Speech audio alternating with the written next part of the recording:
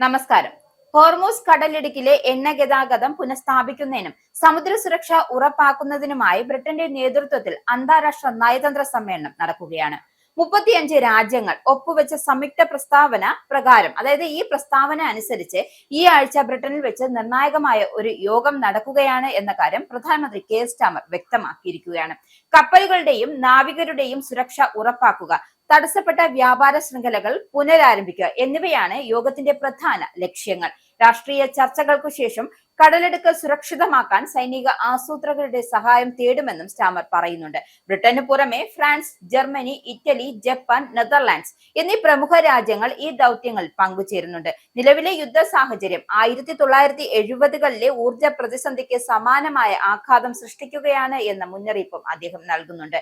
ഇറാനെതിരായ നീക്കങ്ങളിൽ അമേരിക്കയെ സഹായിക്കാത്ത രാജ്യങ്ങൾക്കെതിരെ American president Donald Trump രൂക്ഷ വിമർശനം ഉന്നയിക്കുകയാണ്. സ്വന്തം എണ്ണ സ്വന്തമായി വാങ്ങുക എന്ന യുദ്ധത്തിൽ പങ്കുചേരാത്തവർക്ക് സഹായം നൽകാനാവില്ല എന്ന ട്രംപിന്റെ നിലപാടും. എന്തായാലും ബ്രിട്ടീഷ് താവളങ്ങൾ വഴി ഇറാനെ ആക്രമിക്കാനുള്ള അമേരിക്കയുടെ നീക്കത്തെ സ്റ്റാമർ ആദ്യം എതിർത്തത് ഇരു നേതാക്കൾക്കും ഇടയിൽ അതായത് അവർക്കിടയിൽ ഉണ്ടായിരുന്ന ബന്ധം വഷളാകാൻ കാരണമായി. എന്നാൽ എന്ത് സമ്മർദ്ദമുണ്ടായാലും ബ്രിട്ടന് ദേശീയ താൽപര്യങ്ങൾ സംരക്ഷിക്കുമെന്ന നിലപാടാണ് ഒടുവിൽ കെയർ സ്റ്റാമർ കൈക്കൊണ്ടത്.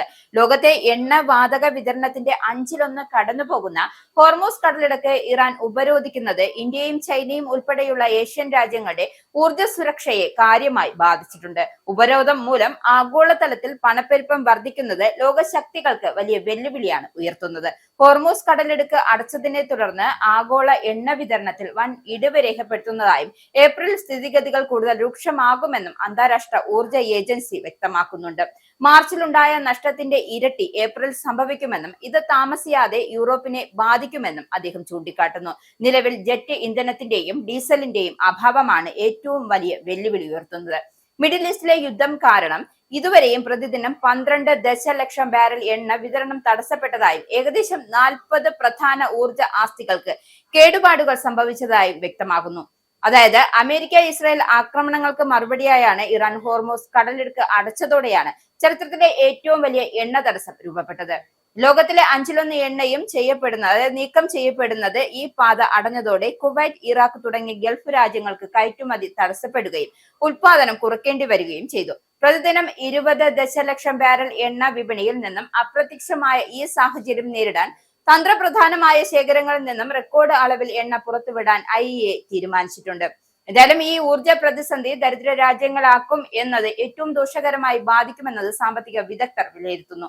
ഉയർന്ന ലേലത്തുക നൽകി എണ്ണ സ്വന്തമാക്കാൻ ശേഷിയില്ലാത്ത ഈ രാജ്യങ്ങൾ കടുത്ത ക്ഷാമം നേരിടേണ്ടി വരും. ഹോർമൂസ് കടലിടുക്കിലൂടെ എത്തുന്ന എണ്ണയുടെയും LNGയുടെയും 80% ആശ്രയിക്കുന്ന ഏഷ്യൻ രാജ്യങ്ങളാണ് നിലവിൽ ഏറ്റവും അധികം ഭീഷണി നേരിടുന്നത്.